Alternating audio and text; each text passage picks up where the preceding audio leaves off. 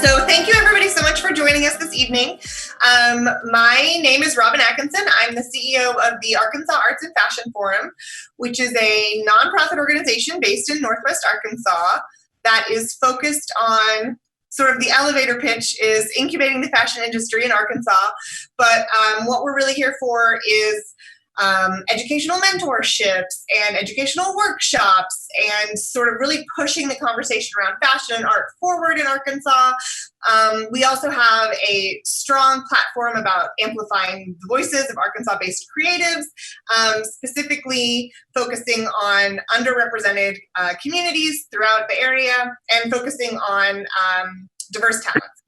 So we have, since COVID began, switched a lot of our programming online, like a lot of places, and we've been trying to be very adaptive to the times. So our content has sort of shifted back and forth across lots of different topic areas.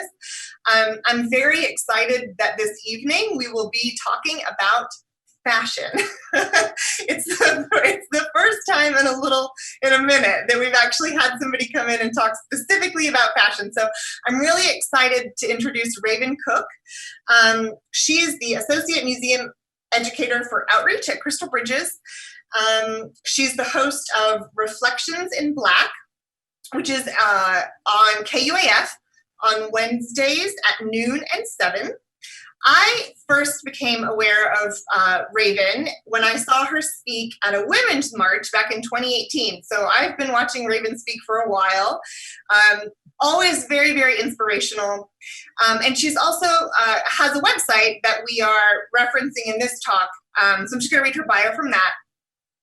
Black History Education Programming creator Raven Cook was a junior at the University of Arkansas when she was approached by Rising Leaders Fellowship to create a program that addresses educational inequity.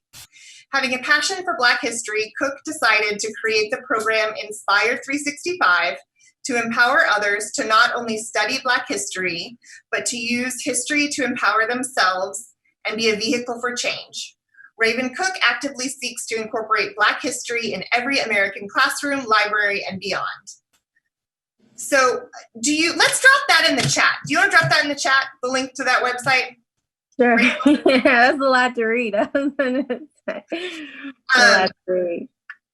Okay, so one more housekeeping thing, and then I'm going to hand it over to you, Raven. So everybody that's joined us, we're going to keep you on mute. If you've got questions, chat them to Rachel Woody Pumford, who's the host of the meeting, and we'll ask them at the end. So without further ado, Raven, I'm going to hand it over to you. Awesome. Thank you so much, Robin. Thank you, Rachel. Thank you, DJ. I appreciate this opportunity to be here and to talk to you all a little bit about Black history through a venue I enjoy, which is fashion. I really didn't get into fashion until I became an educator in art, because I recognize that art and fashion have this really interesting relationship, but also this way of communicating, right? Like you can communicate your way of seeing yourself through how you dress. I see my mom on this call, so I'm going to reference her really briefly. But my mom has a specific style that's very like patterns and I'm here. Let the world know I am here. Whereas me, I'm more of like solid colors, very colorful and bright, but solid. And I like to color block. So we've had this ability to like kind of look at each other's styles and kind of see how we think about just life writ large and just in general. I really think fashion has a really powerful connection to that, as with the visual arts. So tonight I wanted to take a moment and think about two women who use fashion very intentionally. There's this quote from this incredible leader named Marcus Garvey. And in 1917, he starts this organization called the Universal Negro Improvement Association. And it becomes kind of the launching pad for this concept of Black power that we talk about. And Black power or Black nationalism or the sense of like loving oneself in a real intentional way, right, has always been a part of the Black experience. But you start to have Marcus Garvey put language with it and really start to empower people in the turn of the 20th century to start to see how they've been conditioned to see Blackness and how they have the power to change it. And so Marcus Garvey has this incredible quote that talks about, once you liberate the minds of men, you liberate the bodies of men. And so in that spirit, I thought about these two women who went about using fashion as a tool to do both, liberating their bodies, but also the minds of those in their community. And I'm really excited to talk about them. They are in two very different time periods. One I actually have had the privilege to meet. So that's how distant time periods they are. And one is during slavery, which I did not meet her. But the second lady that we'll discuss, I actually had a chance to meet her, and I'll talk a little more about her later. But if we could go ahead and start the PowerPoint, we can get started. Please use the question function. I'll do my best to answer them. But yeah, let's talk a little bit about these incredible ladies. Tonight, my talk is fashion as a tool for liberation. I really like that word. I think it's beautiful, especially right now in the times we're living in. So let's keep moving forward. All right, our first lady, her name is Elizabeth Keckley. Elizabeth Hobbs Keckley, to be more specific. But Elizabeth Keckley plays a really critical role in the antebellum or early part of American history. So this is antebellum means pre-Civil War. Now, Elizabeth Keckley in 1818 is born into slavery in Virginia. And as she follows the status of her mother. So enslavement, during slavery, if your mother was enslaved, you would follow the status of your mother. You wouldn't follow anyone else's status. So Elizabeth Keckley and her mother are both enslaved persons. And in enslavement, they are having to learn the art of dressmaking, but also, being a seamstress, working for someone else, right? They're not narrating their own journeys. They're not, they don't have the liberties that we experience today. They are living in chattel slavery. And so Elizabeth Keckley's mother introduces her to the art of being a seamstress as an effort, as a way to help her with some of the workload. But Elizabeth Keckley will take this and she will be like a designer for some of the most powerful women in the United States. And it'll position her in such a space to be able to really be an agent of change for African Americans as they're transitioning out of slavery. So she goes through this moment with her mother and the owner that they work for, where they're thinking about hiring out, right, to pay off debts. Now, when we talk about slavery, the peculiar institution, we talk about the system of slavery, it's very important to know some basic things. One is that every plantation is functioning differently. While there are certain elements that are like similar, right? There are certain things that are like, okay, this makes sense. And we know those from like records, reading records of slave owners and things like that. There are different systems, there are different societies on these different plantations. There's a different culture on each plantation. So I think it's really important when people talk about slavery that we reiterate that every plantation was different, but still had some commonalities to them. And when I say insofar as difference, there are some enslaved persons that are skilled laborers, right? So they have a skill that they can either, there are two routes they can take. One in which they can become independent self-hires, which gives them a limited amount of being able to take the money that they make from whatever skills they have and be able to kind of figure out how to put that toward maybe emancipation, which Elizabeth Keckley does, or they are hired out by their owner and their owner receives the profit.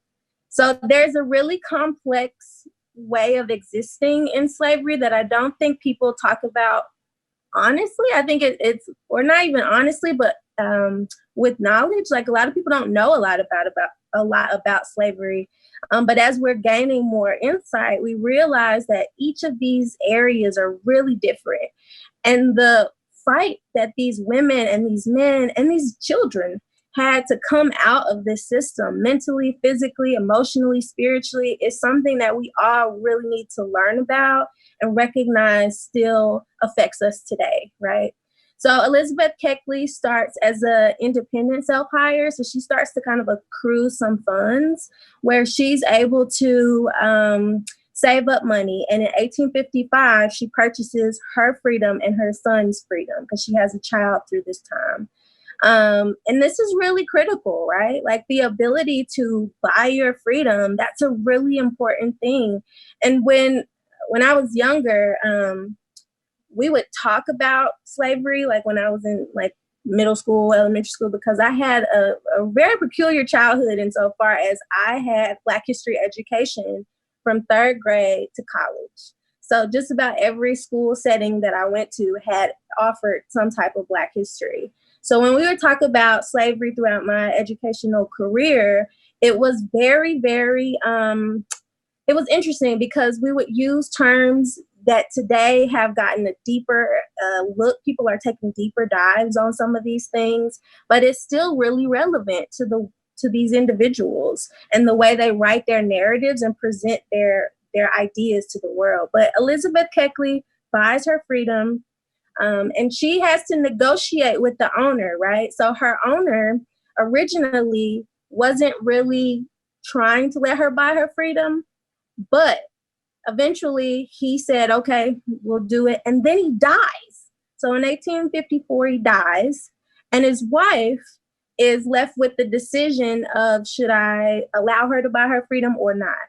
And it's pretty touch and go. When you look at cases like Dred Scott and others, the transition from one owner to the other, or from a male to a female owner, is kind of tough. It's really difficult. There's an incredible book called They Were Her Property that was written last year, I believe. And the book is really hard to read, but it really does a great job of getting you to think about the politics, the legal, and the economic real force behind women who were slave owners, but also just the larger system. So Elizabeth Keckley, her former owner's wife, was able to allow her to gain her freedom. So she moves to DC. Now, in moving to DC, she starts in St. Louis, and then she moves to DC. But I want to talk specifically about DC because through my research with this project, one thing I didn't really think about was the fact that there are several Black women at the time who are doing this work of being a seamstress or a dressmaker. But what makes Keckley so different, right? Like, what makes her stand out? And really, she's a go-getter. So during the 1860s and 70s, she's one of 160 recorded Black dressmakers in the Washington Directory. Now, there's a myriad of reasons why she's more well noted, and one of those is she was literate. She could read. And when we think about the power of reading, of literacy, that's a whole nother story. I was listening to a podcast from Angela Davis and Toni Morrison, the late Toni Morrison, and they talked about the power of literacy for enslaved persons, the fight for it, the hunger for it. It was an intangible thing that it was so close to freedom. It was such a thing that you needed. It was such a powerful thing to hear them discuss about some of the narratives of like Frederick Douglass and 12 Years a Slave and others, where you see them discussing this hunger for knowledge. And Elizabeth Keckley had that knowledge. So it gave her a key to be able to maneuver through society in a way that others could not. Now, she does live in a space where it is kind of transitioning because of the Civil War. We're in a point where, as I'm moving through history really quickly, she's getting to DC. The Civil War is starting to rile up a little bit, right? Because she gets her freedom in 1855. The Civil War starts in 1861. So she's starting to really see some of the manifestations of like this coming war. But she's also working with people who are on both sides. And that got me too. I was like, I don't know how she did it, but she did, and I'm here for it. I mean, get your money, girl. But she actually worked for Jefferson Davis's wife, who was the First Lady of the Confederacy, and also is working for Mary Todd Lincoln. If we go to the next slide, she becomes noted as the dressmaker for Mary Todd Lincoln. This is really her claim to fame. And I actually learned about Elizabeth Keckley and really got really interested in her after seeing the movie Lincoln, the Steven Spielberg movie Lincoln that came out, I'd say it was about maybe like 2013, 2014, maybe, I want to say. But the movie had a scene where this Black woman who is working on Mary Todd Lincoln's clothes, she has this real moment of pause with President Lincoln where she talks about her son going to war, what that means to her, really being on the side of the Union and what that meant to Black people. So Elizabeth Keckley actually becomes a real voice in the work of ensuring that people of color were heard and thought about by this particular administration. But to get to Mary Todd Lincoln, she has to build her contacts, right? Because it's all word of mouth at that time. So she is doing the work of introducing herself to people. She's got to make a good impression. Every dress has to be boom. It has to be set, go. It has to be perfect. It's got to have the taffeta and the flowers, and it's got to be out here just pure. Imagine like Gone with the Wind times 10. It's got to be that, right? So it's got to be this dress that is able to make people ask, who designed your dress and how can I hire her? Because a lot of this stuff is based on relationships. And she has to maintain these relationships as well. So Elizabeth Keckley is really interesting insofar as her, the time period she's living in. She is able to really leverage some really important relationships, but also as a Black professional entrepreneur, she's able to set ground rules for her clientele that at the time, thinking of relationships between Black and white people were really interesting. For example, if someone owed her for a dress, she would not send the dress until that debt was paid, which is right. This is a big deal for a Black woman at the time, right? And you can go to the next slide. This is a big deal for a Black woman to be creating these really important points of fashion, but also getting her liberation, her physical liberation as a freed woman, and then going about seeking economic freedom, right? Like by building her business and then setting parameters around what she will and will not accept. When the sewing machine in the 1850s becomes a part of the American landscape, Elizabeth Keckley is often confronted by people who want to just have her sketch something and then they take it home and sew it. And she's like, nope, we're going to do this my way. And the power that she, that she held as a Black woman, that cannot be denied. And it's really something important when thinking about the turn of the Civil War and how things are changing. But she uses her power to also help others, which I think is another really important thing that connects her to our second historical figure. She does this work of starting what's called the Ladies Contraband Relief Association. So the Ladies Contraband Relief Association is a philanthropic organization, if you will, that does this work of helping formerly enslaved persons that come to the North. Now, when you hear the word contraband, that word means a lot of things to a lot of different people.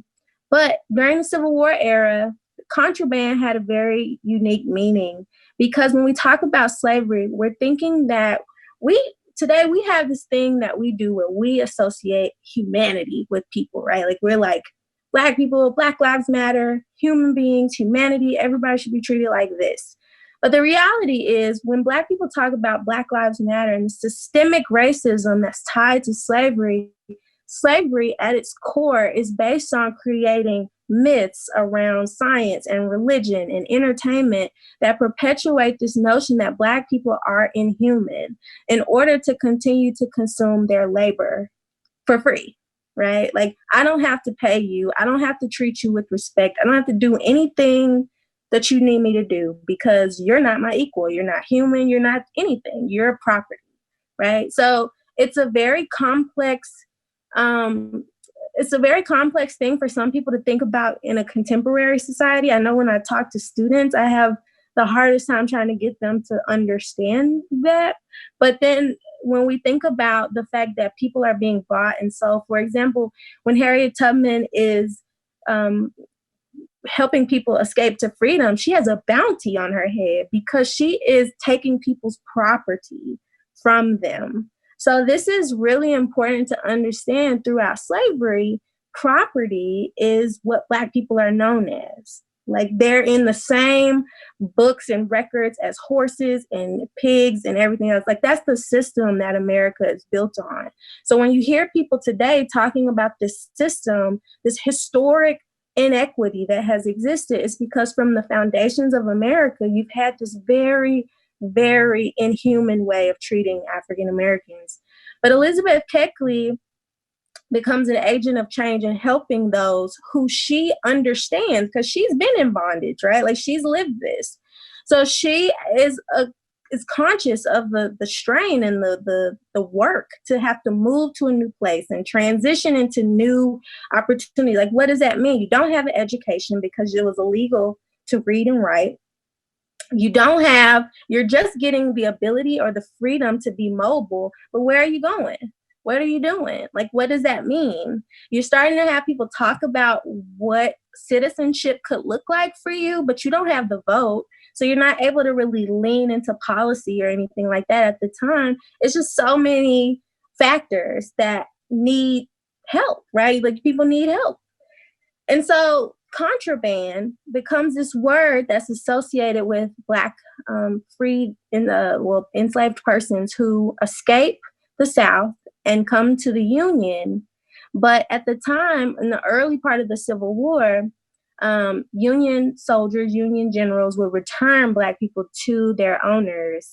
But Benjamin Butler, who was one of the Civil War leaders for the Union, he came up with this phrase, contraband, because he felt like since the South was revolting against the Union, they should be able to keep enslaved persons as contraband of war. So it's a very complicated and challenging way to view people, right? Like, we're talking about people. We're not talking about, animals or like money or nothing else. We're talking about people. So it's a very interesting way to view them, but it was a way because the Union, as we think about the Civil War, everyone in the Union is not trying to get rid of slavery. They're trying to keep the Union together. They don't want slavery to expand because that'll give political power that they don't want the South to have. And they're trying to make sure that slavery doesn't expand, but also that the Union stays together. So there's so many factors, and Elizabeth Keckley is in the center of it. She's in DC, working for the man who's deciding it all and his wife. So she starts this organization. She's working, she's teaching seamstress technique to people in the community, because to have a seamstress as a dressmaker would help you get the work done faster. So she's able to, hire people, get people jobs. She's doing what she can to really be an agent of change. Mary Todd Lincoln and Elizabeth Keckley have this really close relationship, and it lasts for quite some time until after President Lincoln is assassinated. And that's when you start seeing Elizabeth Keckley transition into something that's really different for her, which is writing. So she writes a text, And in that text, she's writing, it's called Behind the Scenes, and it's discussing her life behind the scenes with this family that has this really important role of determining how her community is going to exist in this country. So she writes about it, and she doesn't necessarily hold back in writing about some of the moments that were not as pretty for Mary Todd Lincoln. And Mary Todd Lincoln sees the book, reads the book, and says no more communication with her. They just end their relationship because of this text. And it also ends a lot of the relationships that Elizabeth Keckley had with with financially stable white women that are in the circle of Mary Todd Lincoln, but also who are benefiting from her ability to create clothing. So you've got all of these different things. And this Black woman is moving and shifting and creating and business owner, but also like creating art and fashion that everybody wants, and still like negotiating in a time where a lot of Black people didn't even have the power to say, I'm a human being. She's telling people, you can't do this. You have to pay me. You have to do this. You have to do that. It's amazing. And the fact that she's able to gain liberation for herself, her physical body, her son, who becomes a Union veteran, he passes away in battle, but he, gives his life for the country, right? Like, she's wholeheartedly invested in the American spirit. Like, she is what people think about when they talk about building yourself up in Americanness and all that. She is the epitome of it. And she really plays a critical role in fashion and really laying the foundation for Black modern designers and the access they have. We can go to the next slide.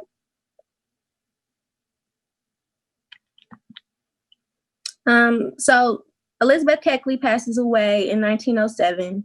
But right before her passing, there is this photo exhibition that's put on in 1900 in Paris by an incredible sociologist, historian, genius, Dr. W.E.B. Du Bois.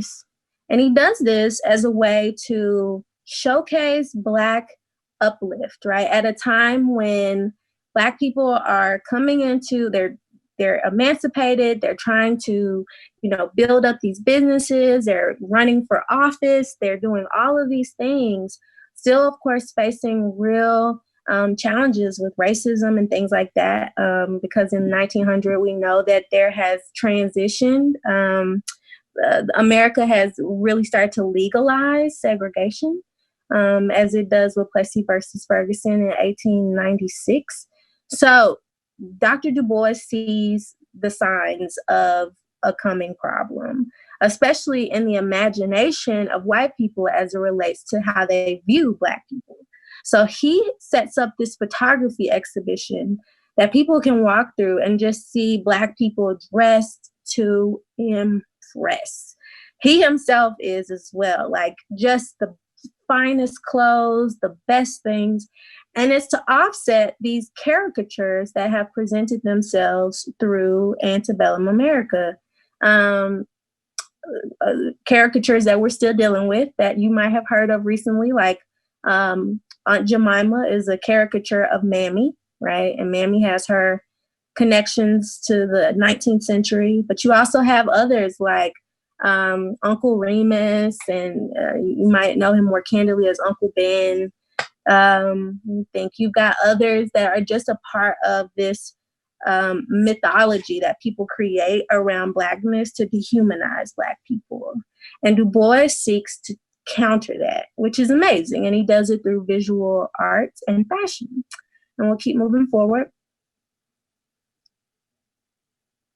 Okay, and so Du Bois continues doing that work, but also, the work of the NAACP does that work. It's constantly moving. And Harlem is also, yes, Keckley's autobiography is available. Harlem actually becomes a real center for this conversation on creativity and this new way of seeing Blackness, right? And fashion plays a huge role in that, and it's really important to talk about it. Another element of Harlem that gives Harlem a like a heartbeat is the Great Migration. For those of you who have been listening about like Black Wall Street and other things like that, that the Tulsa massacre, all of those are moments where Black people have sought to build community in these spaces. And then after realizing that there's challenges still with racism, some people decide to move to urban cities.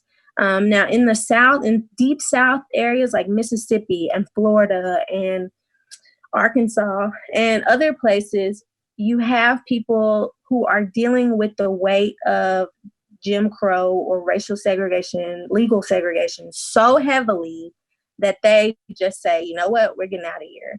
A great text to read and to go on that journey with a couple of individuals is The Warmth of Other Suns by Isabel Wilkerson.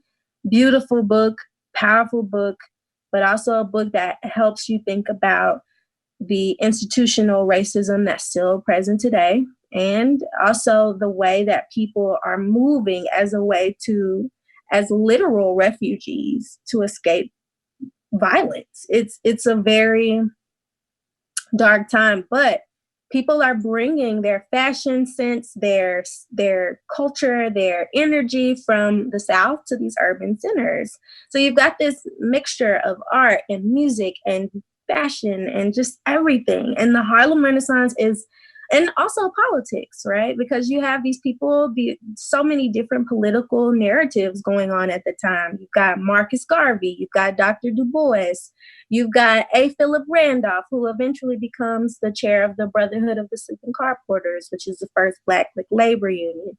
You've got all of these men just kind of like doing their thing. And it's just a hub of like Blackness.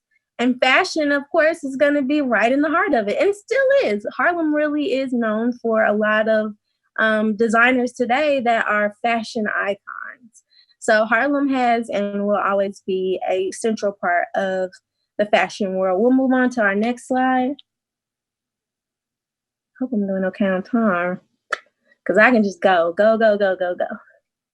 We'll keep moving. Okay, so thinking about two areas in African American history that really interest me are the Harlem Renaissance and the Black Power movement. They are transitional, they are powerful, they are unapologetic, and they're moments where Black people are narrating for themselves the way they see themselves. And it's powerful because they give it, they serve it to the world. Soul Train, it's everything. It's beautiful. It's beautiful. I honestly think I was born at the wrong time period, because then I could have been like a Soul Train dancer. But, you know, I don't know if Don would have accepted me, but I would have tried. Anyway, so off topic. Anyway, we'll go to the next slide. Our next figure is J. Gerald, and J. Gerald plays a really critical role in the Black Power movement. She is an artist. She is a force. She is super cool, but she is also a force, and she expects our history to be taught with respect and power, and she is something. I have had the privilege of meeting Miss Gerald, and she is awesome. Like she's awesome. But J. Gerald was born in Cleveland, Ohio in 1935. And just like Elizabeth Keckley, her mother passed down the skill of dressmaking to her. She also comes from a family of fashion thinkers. She's a granddaughter of a tailor, and her uncle was a haberdasher. So she's kind of maneuvering in all these different like ways of like fashion and thinking about it and what it could be. But she takes a little bit of a different turn. She goes to Chicago Arts Institute. She gets her degree. She's an artist, a visual artist, but she also is using fashion as a tool to be able to have a discussion on liberation. And she does that collectively with her husband, Wadsworth Gerald, and this group of people called Afro-Cobra. And we'll go to the next slide. You may know Afro-Cobra, you may have heard of it. They are doing a lot right now But AfriCobra stands for the African Commune of Bad Relevant Artists. And they're a group that is formed after this group called the OBAC, the Organization of Black American Culture. The OBAC used to paint murals on walls around Chicago that would showcase like Black heroes, Marcus Garvey, Du Bois, Frederick Douglass, Martin Luther King. It would just be everybody on that wall. And it was a tool to help Black people find empowerment through what they saw. And it was really powerful. But the OBAC started having some challenges insofar as dealing with the city and space. Some of the same challenges people are still dealing with today. But thinking about murals and the fact that we're having murals made around the area now, and then thinking about how they are used in the 1960s and 70s, it's really beautiful to see history echo presently. But AfriCobra are these group of men and women like Jeff Donaldson, Wadsworth Gerald, Jay Gerald, Barbara Jones Hogu, and Gerald, and I can't see his name, but they're this group of people who say, you know what, we have a specific way of thinking about Black identity, and we create art, and how can we use our art as a tool to get people to think about liberation, to liberate their minds? So AfriCobra starts to create. You've got Jeff Donaldson creating some of the most beautiful pieces. And he also is a writer, and he writes this manifesto called 10 in Search of Nation. And he's also a native Arkansan. Fun fact, a lot of people don't know that, but shout out to Jeff Donaldson. Also, Jay Gerald, her husband, they're all talking politics, right? This is the time of Malcolm X and Angela Davis and Stokely Carmichael. They're all talking about Black power. What does that mean to us? How do we put it in our families? How do we put it in our community? How do we have it embodied in our world, in our hub of the world? We'll go to the next slide. AfriCobra does this in a couple of ways. They have as I mentioned, a manifesto. And in that manifesto, they write specific things that they want to be a part of all of their artists' work. So as an artist in AfriCobra, there were certain parameters that you created around, right? So the first was called expressive awesomeness. And then they would write these really poetic, super Black ways of explaining what they were trying to say. So expressive awesomeness, Jeff Donaldson writes that one experiences in African art and life in the USA, like Holiness Church, which is about as close to home as we are in this country. And the demon that is the blues, Alcin Doors, he's taking all these elements from culture that he connects to and that they all connect to. And they're trying to find a way in language to make you feel what they want to do through art, right? Which is crazy. And it's beautiful. And when you go into an exhibition of theirs, you do. And they are effective. It's amazing. But they talk about symmetry being free. They talk about Kool-Aid colors, and not cool, like cool, it's like Kool-Aid, like the drink Kool-Aid. So the colors they're using are very bright and bold and really rich. And they really emphasize color too. So that's really important. And they also want organic looking forms. And Jay Gerald is really interested in sculpture as well as design. So she's thinking about the form of a dress. She's thinking about the way a dress exists, the way someone wears it, the way the body shape it. She's thinking about these things. And she also is creating sculpture pieces along with her dresses. She opens a dress shop in 1963, and she launches her collection.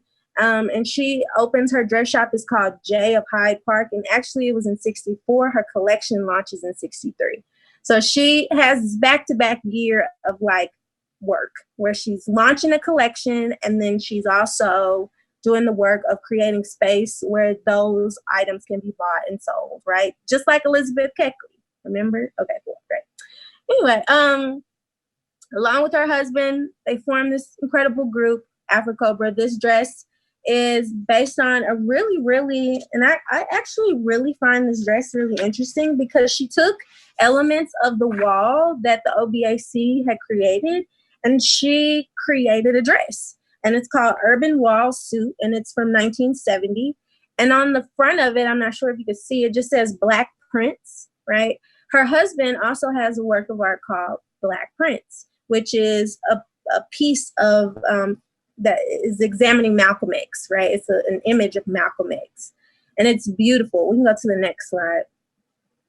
But this is actually J. Gerald wearing her dress with her children, moving around, moving from point A to point B. But this is her, like, wearing her fashion, right? Wearing her fashion, wearing her tool of liberation to help educate others. Like, she's embodying it, and she still does today, which is awesome. We'll keep moving forward. And then this jacket is really interesting to me. I just picked it because it was really cool. And it actually is like the jazz alphabet. So it is the names of jazz artists. So you might see like Mingus, you might see Mary Lou, like Mary Lou Williams. You might see Handy, like W.C. Handy. She's got all these names of famous Black musical artists on this clothing. And I would love to wear this. Like, that would be so cool. It feels like music to me. Like, it feels like sound, even though it's clothing. We'll keep moving forward. This is called Ebony Family. And she creates this, and it's using color. It's using some really interesting pattern and texture. She's doing a lot of really great work. But she really emphasized, as Afro-Cobra collectively did, the importance of the Black family and the narrative of how collectively we're powerful together, right? Like this power together that we have as a unit. And so, married to a Black man, Black children, she's, putting her beliefs, her morals, her values, just like we wear our beliefs, we tell our story through our fashion. She does it as well, and she does it so, so well. We'll go to our last piece. And this is Revolutionary Suit. This piece is really, really interesting. And it's interesting for a couple of reasons. One, it was worn and people did wear it and like photographing it. So that's really interesting. Two, the painting to the left of the dress is her husband. Well, both of them are her husbands, but one of them is the Revolutionary, which is of Angela Davis. There's an incredible text out right now if you want to continue learning about revolutionary dress and Black power movement. It's called Liberated Threads. It's incredible. I was working through it because I thought I maybe wanted to just stay in Black power, but then I was like, Elizabeth Keckley. But anyway, this dress, Revolutionary Suit, has a bandolier, and in the bandolier are pastels. And the pastels are, of course, like a bandolier is used for like weapons, right? Like we think about machine guns, we think like weapons. But her weapon was her art. And I think that is so beautiful to create a piece that has this like really beautiful like balance and still has this really powerful message that just like rips across this dress. Like, I'm an artist and my point in the movement is to work to ensure that our art helps us see like a totally new way. And she does. And she continues to give incredible speeches and do incredible work. But I really wanted to try to make these connections between these two women who are using fashion as economic, physical, and mental liberation. Like, they're creating it for their people, they're creating it for themselves and their families, and they're really striving to make sure that they leave a legacy behind that is able to inspire. And I think that's really important, and I think it definitely plays a big role in how we view fashion, because that's really important. But that is where I'll conclude. I know I still have a few minutes left, but I wanted to give time for questions if necessary. Cool.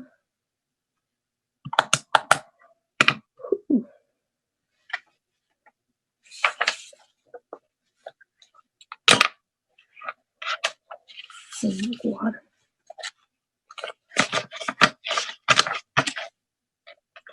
Okay, so you can hear me. Oh my gosh, Raven, that was fantastic. Great, I'm glad you enjoyed it. That was brilliant.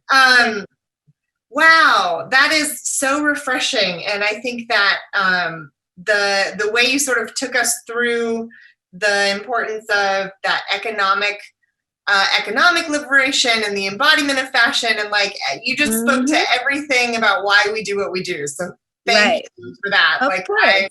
I feel like we should get up and go back to work tomorrow. This is this is great. I'm here for it. So folks who have questions, like I mentioned before, go ahead and send them to Rachel Woody Pumford. We've got a doc. I've got a couple I'm going to run through.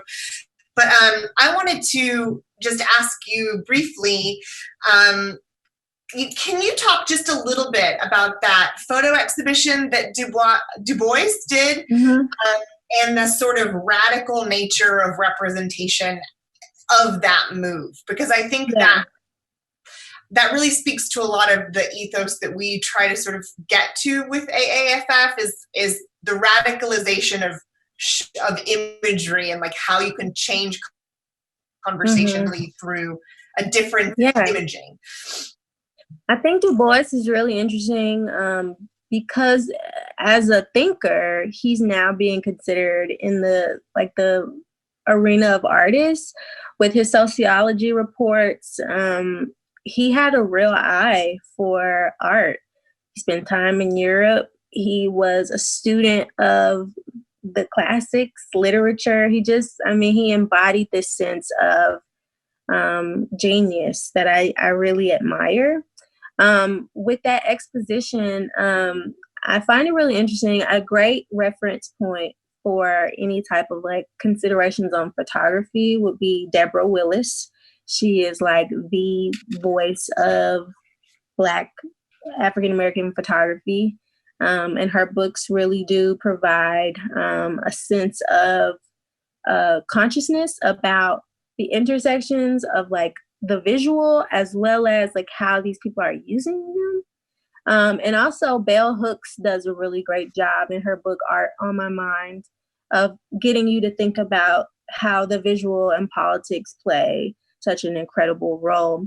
Du Bois, in that particular moment, is using photography very strategically. Black people had been using photography through that time very strategically to combat these racial stereotypes. And he understands that and really expounds on it. People like Frederick Douglass, there's literature right now out on Frederick Douglass as a sitter in photographic images and the way that he presented himself. He understood the camera's role in combating the ideas that were surrounding Black people. And he also understood, and many people did. It was really interesting. Like when you think of photography through the 20th century, you get people like James Van Der Zee and others who really used the camera intentionally. And Du Bois, as a political thinker, as a sociologist, as someone who believes in the uplift of Black people, and as Ibram X. Kendi, who is like really popular right now, he's like really shining. Ibram X. Kendi in Stamped from the Beginning, which is a book I suggest people read before they read How to Be Anti-Racist personally. But Stamped from the Beginning lays out this really important caveat to Du Bois insofar as the way that he views Blackness, which is kind of challenged, right? Because he sees it with what Ibram X. Kendi calls uplift suasion, which is a very unique word insofar as like Black people have to do certain things to like become part of this, like the way they're seen. They have to do certain things. And that was a belief, like this respectability politics, it was a belief held by and still held by a lot of Black people. And I think Du Bois in that exhibition is trying to get white people to see Blackness in a different way, to, you know, reiterate our beauty, our power, our fashion, our culture, our souls, as he would write, souls of Black folk. But I think there's also like some challenges with the way he views Blackness as a Black man in the 20th century. So I think he's a catch-22 figure, but he's probably my most favorite figure in African American history. What book? Well, what's the question? What was the book? I see a chat question. The question is, what was the book before Ibram X. Kendi's How to Be Anti-Racist? It's Stamped from the Beginning. Yeah, Stamped from the Beginning is a book I would suggest. I actually have several copies at my house, and I read it and will take so many notes that I have to buy another one to like take more notes. Like, it's very serious. So yeah. Okay, so we have a couple questions from the audience. So I'm just going to launch right into it. I'll do my best. Okay. You mentioned that Keckley was an agent of change by teaching and hiring Black women. Do you see any modern designers in our current U.S. cohort that are doing a similar job for the Black community? Ooh, that's a great question. Yes and no. Black fashion designers are not as widely discussed as they should be. I'm so glad that the Black Lives Matter movement is starting to require companies to and people to really start buying Black, and really ensuring that we as a collective community start helping one another. I know there are several Black fashion designers. I can't think of any off the top of my head. But I know most of them are men, so I'm thinking of women. I can't think of any that just sparks my thoughts right now, but I'm sure I know a few. There's one project I would speak to because it's local-ish. Kato Mamalu's last collection. Yep, in Little Rock, she just got involved in a movement of specifically focusing on using hemp materials to make a collection about the legalization of marijuana. And it's a very cool movement. She's part of several different designers that are working in this medium of using fashion to talk about sort of a political topic, but through the textile itself. So it's very layered, but then it's Kato, so it's also very beautiful. Beautiful, yeah. So I would definitely, I'm going to type her name in the chat so everybody can sort of look her up. And also her jewelry is really phenomenal as well. The way she chunks her jewelry and it just exists in this it's just a story that you want to unravel, but you're it's so beautiful. I just want to let it be. So it's really great. Yeah. Great question. Okay, so another one. In addition to the warmth of other suns, do you have other books that you would recommend for people to read? Let me tell you. Books. Woo, yeesh. I'll do 5. I'll do my top 5, and I guess that'd be cool. I would say James Baldwin, Anything, is a good book to read. James Baldwin is incredible. For this moment, The Fire Next Time would be really great though. It's a small book, but it's powerful. I would say historical texts. I would lean into Angela Davis, and her book on race, class, and gender is really good. That's a really strong text. Anne Lowe, Anne Lowe. She did Jackie Kennedy's Dress, correct? Is that right? Okay, cool. Yeah. I would say, let me see, who else am I Toni Morrison is, of course, an anchor to my soul. She's everything. The Bluest Eye is a great starter book. And it's I would encourage people to read it on Audible because she reads it for you. So you're hearing her voice. And I know when I read The Bluest Eye again and listened to her read it, I just felt like she was there, which is really kind of tough because she's no longer, physical with us anymore. She's an ancestor now. But yeah, that's a great book. Peniel Joseph has some really great books. He's written a ton of books on Black Power. So if you're interested more in leaning more into Black Power, he has the book Stokely, which is a good starter. It's a biography of Stokely Carmichael.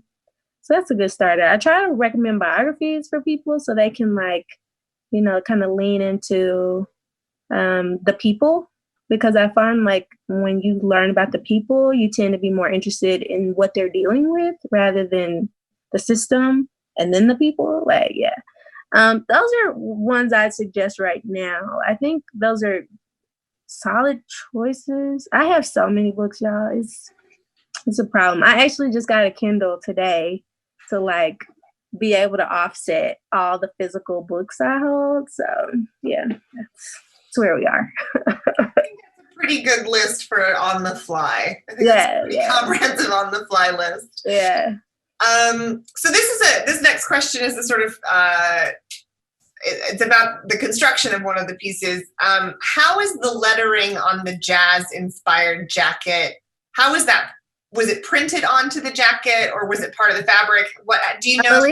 I believe it was printed on there because I think it'd be a little too complicated to do it the way that she did it so intricately in any other way. I'd have to research the piece a little more. I saw it and just fell in love with it. And I was like, we gotta talk about this. But yeah, I think, and there's, she does a few lectures on YouTube that really can be helpful if you're really interested in learning about Afrocobra. And then all the founders have come together several times to discuss like the origins of Afrocobra. So I would definitely encourage you to like look them up, maybe read 10 in Search of Nation by Jeff Donaldson. It's just like 6 pages.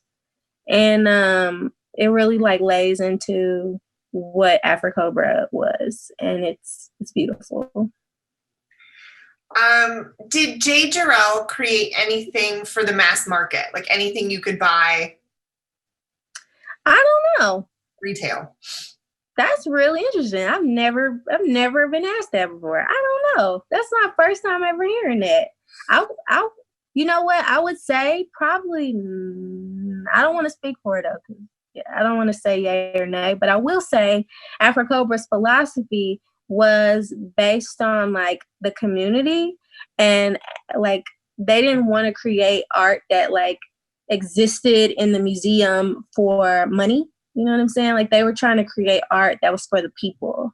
So I don't know. That'd be an interesting like deep dive, like consumption. But I thinking of the philosophy, if you read 10 in Search of Nation and you listen to Afrocobra's like positions on a lot of things, I don't think so. I would say no, just based on what I've researched about Afrocobra, but she very well may have, probably. I don't know. I feel like teasing out that space between fashion that sits on the art side of the equation, fashion that sits on the mass market sort of consumption side of the equation, like that tension in of itself could be a whole talk, I think. Right. How you decide which sits on which side. So maybe that's what we talk about next. Maybe that's I think it's really, I love fashion. I love clothes and jewelry. I got into thrifting starting at Crystal Bridges, and I really have enjoyed like finding very beautiful clothes and just really trying to like slay at work if possible. You know what I'm saying? Every now and then I try. So just 3 more questions. If anybody has any other final questions, get them in the chat now, because we're going to take just these last couple. Somebody asked, they wanted to follow up, what was the writing that Keckley did? What was that book that she wrote? I think it's called Behind the Scenes. And it's like subtitled like 30 Years as a Slave in the White House or something like that. Let me find it really quickly. I've written it down, but I didn't use notes to teach. So I just wrote all this for nothing. I just did it all from memory. Just blah, blah, blah. Let me find it really quickly. That's fantastic though. Just riffing. Yeah, it's just like blah, blah, blah. But yeah, she wrote, I remember the title being Behind the Scenes. Behind the Scenes, 30 Years a Slave in the White House, which is interesting because she wasn't enslaved, so that'd be weird. So I don't know. Yeah, maybe there was more to it than that. But she wrote some. And the ironic thing is people try to argue that her writing, as even today, people talk about narratives of enslaved persons or free persons and say there's no way they could have written it. And I still have to like combat this like racist notion that Black people can't write or something. It's just like, yo, they can write. Like, okay, come on. Yeah. So it's really interesting to see how people can negotiate, you know, their racism in different ways. But yeah. The title is Behind the Scenes. And also, when you Google Elizabeth Keckley, there are several podcasts on her. If you're not as interested in like reading a book, there's about 4 podcasts that are really good that I would recommend that you listen about her. And one of them is tied to fashion. So one of them, there's a fashion podcast that they do that dives into like the history of Elizabeth Keckley. I love that. We're gonna post that when we post the YouTube, we're gonna post links. We'll post links to these. Yeah. This question was: the revolutionary suit exhibited at Crystal Bridges, and it was, wasn't it? It was. It is part of a museum exhibition from London, and but Afro-Cobra members have been all over the state. They were in Little Rock teaching down at a Pyramid bookstore with Miss Garbo Hearn a couple years ago. I mean, Afro-Cobra's everywhere, so I don't know when they weren't where they were and where they weren't. Yeah. But yeah, they were. I remember that. Yeah. So final question. What do you think about the queer fashion houses of the 1980s Harlem, i.e. the documentary Paris is Burning? I love that documentary. I love that documentary. Let me tell you, I am so like, whenever I watch like documentaries on like Marsha P. Johnson, or just like when I watch documentaries like Paris is Burning, you see people just trying to live. You know what I'm saying? Like just trying to exist, be free. And you find them doing it in the most creative, like voguing is extraordinary to me. I just think, and I always try to create space where people can do it without feeling like I'm trying to co-opt it, because I feel like that's something people try to do. But I enjoy watching it as like an art form and watching people give their creativity to the world. Oftentimes a world that doesn't accept them, but they give it anyway. And they just give it. And it's just love. And that documentary, it's just, I love it. It's so great. I watch it a lot. I love the clothes. And I also like Pose. Pose is a really great show too. Like, Pose is really great. I like Billy Porter he's everything. Accurate. Everything. I love him. He's so great. Yeah, I love Paris is Burning, Pose.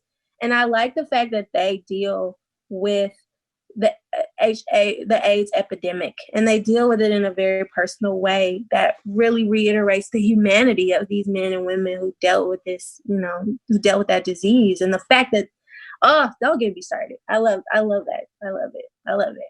I'm all about it.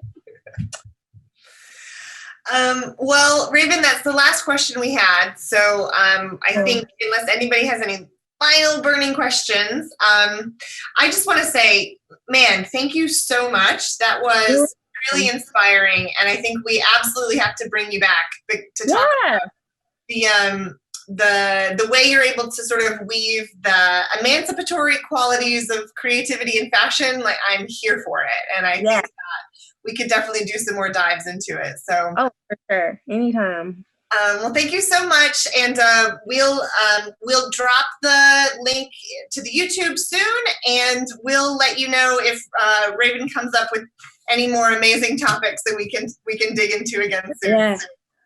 Thank you so much. Thank y'all. Y'all have a great evening.